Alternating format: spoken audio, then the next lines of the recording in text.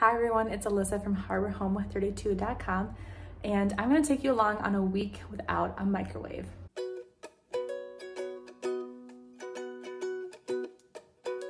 Our microwave broke about 8 to 9 months ago, so we've been living for almost a year without a microwave. At first I was really like, oh my gosh, how are we gonna do that? But it really was a lot simpler to figure out than I thought. I've seen a lot of people talk online about not having a microwave and the toxicity levels of microwaves and everything like that, and I honestly didn't think much about it and still don't know all the details. So if you're looking for information as to how they are toxic, I can't help you, but I do know that ours broke. I knew that we were cooking mainly from scratch anyway, and there's very few things that we use the microwave for. And honestly, just how my kitchen is set up, this little space right here is where the microwave was, and I like it so much better without it. There's just so much more room, or like air and airy and space where I can cook with a little bit more light, and I plan to make this a little cute area where I can hang some pots and pans and just make this kitchen have a little bit more of like a olden time feel. And so that's mainly why I'm doing it. We figured out how to live without it, and it's really not that hard. So I'm gonna just show you throughout this week, I'll show you a few times and ways in which we reheat food, cook food without a microwave. One of the biggest reasons I think why we can cook without a microwave is because we cook mainly from scratch. There's very few pre-packaged meals that we're cooking, very few microwavable meals that we're cooking. Even things like popcorn, we are cooking over the stove in an old-fashioned popcorn maker. So naturally our way of cooking and lifestyle does allow for that a little bit easier. I'll tell you a few of the things that I thought were gonna be really challenging, or just like, I had to like rethink, I'm like, wait a minute, how am I gonna do that when it comes to cooking without a microwave? And that was reheating coffee or hot drinks, reheating things like pizza or cinnamon rolls, or any type of like breading pastry thing. Melting butter or coconut oil over the stove for cooking, melting chocolate chips for cooking or baking. Those were some of the things that I had to just like pause and think about. But really, they really aren't that big a deal and don't take that much time. So hopefully you will see us do a few of those things in this video. Good morning. Okay, I'm about to make breakfast, and the food that we're gonna eat are some leftover pancakes from yesterday. And then also I'm gonna need to reheat my coffee this morning. So I'll show you how I do that without a microwave. Here we go.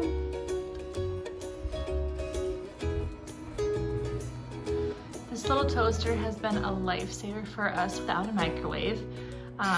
If you have never had a toaster oven like this, I would recommend getting one anyway, just because it reheats things like pizza and cinnamon rolls and any type of like bread product, or even French fries, just so well. And I love this thing because it's got a little mini coffee pot, so it kind of is one piece and takes up less counter space by having a separate coffee pot and a toaster. So we love this thing. It's never failed us. We got it for our wedding, and we just love it.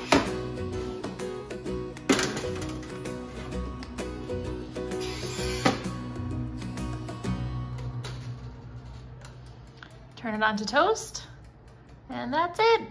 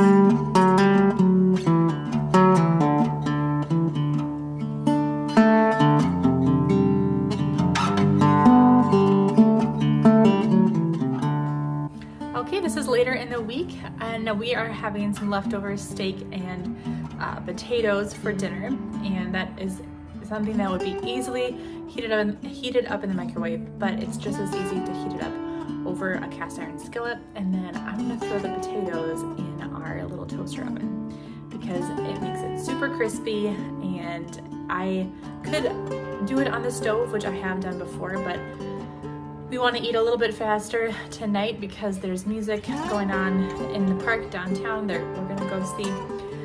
So yeah, I'm gonna use the toaster oven and the stove to heat up the food. I'll show you how I do it.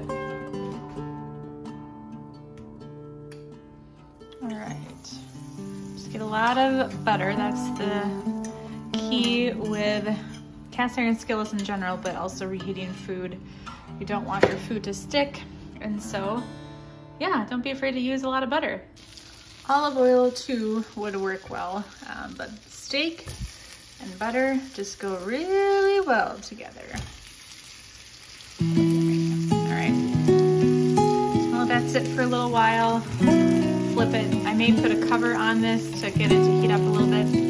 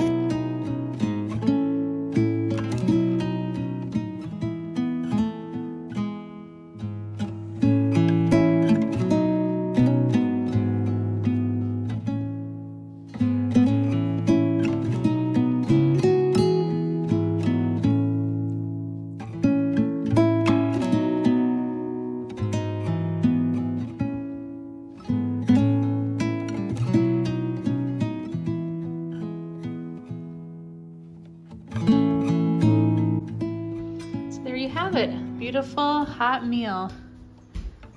Heat it up on the stove and the toaster oven. No microwave required. Just really quick, this is the next morning. We didn't finish all the potatoes like I thought we would, so I'm just eating them for breakfast by heating them up in a skillet. A little extra butter. I'm gonna throw in some tomatoes and peppers too. So, there you go. Reheated a second time, but on a skillet. Okay, I've got some noodles for my toddler here. Just gonna cook those up on the stove on the skillet with some olive oil. Another really easy way to just heat something up on the stove.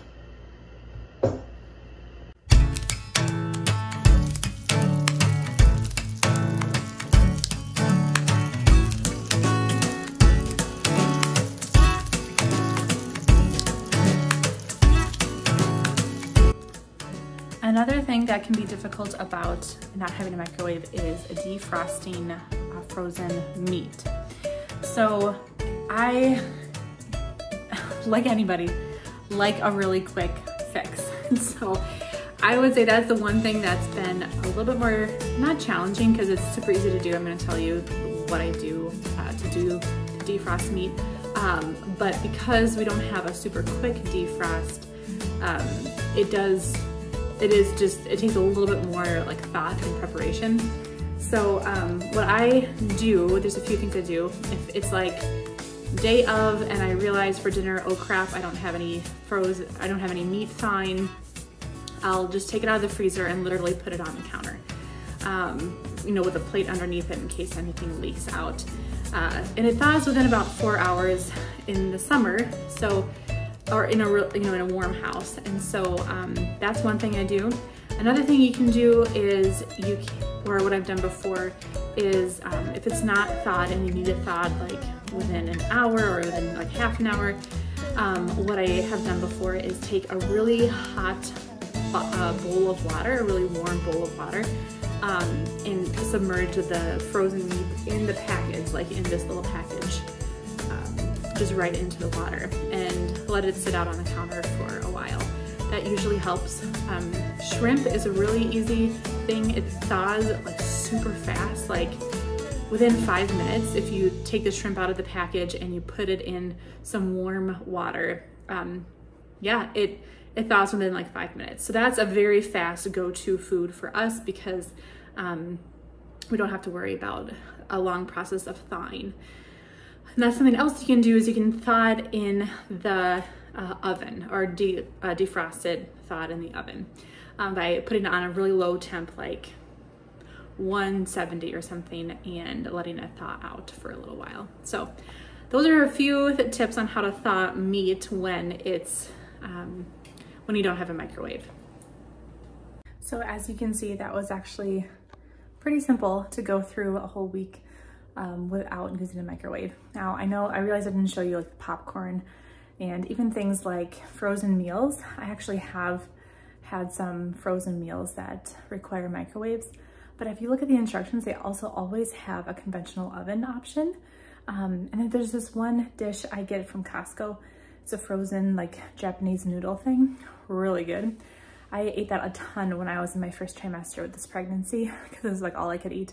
That was easily heated up on the stove also.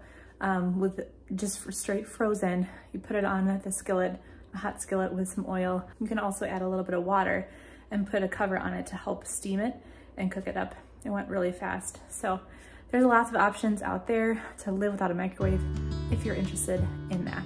So I hope you enjoy. Leave me any questions or comments that you have below. I'd be happy to interact with you guys about this. Bye.